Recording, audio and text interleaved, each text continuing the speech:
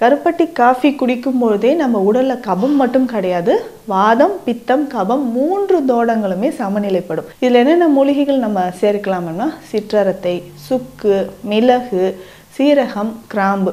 இந்த மூலிகைகள் எல்லாமே 10 கிராம், தனியா விதைகள், கொத்தமல்லி விதைகள் 100 கிராம். எல்லாத்தையுமே எடுத்து லேசாக வறுத்து பவுடர் பண்ணி வச்சுக்கணும்.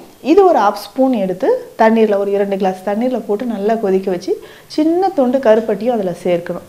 சேர்த்து நல்லா கொதிக்க வச்சு நம்ம வடிகட்டி தினமும் காலையில் குடிச்சிட்டோம்னா கபம் நிறைய, காலையில் எந்திரிச்சோடனே தலை பாரம், தலை சுத்தல், வீசிங் இப்போவே ஸ்டார்ட் ஆகிடுச்சிங்க, கொரன்னு இருக்கிற பஃப் இல்லாமல் இனி நான் வெளியில் போக முடியாது அப்படின்னு சொல்கிறவங்களா காலையில் இந்த கருப்பட்டி காஃபி குடித்தாலே போதுமானது. இல்லை கருப்பட்டி காஃபி குடிக்க முடியல அப்படின்றவங்க துளசி, முசுமுசுக்கை, தூதுவளை இந்த 3 பொடியும் ஒன்றா சேர்த்து அதை கூட நம்ம குடிக்கலாம்.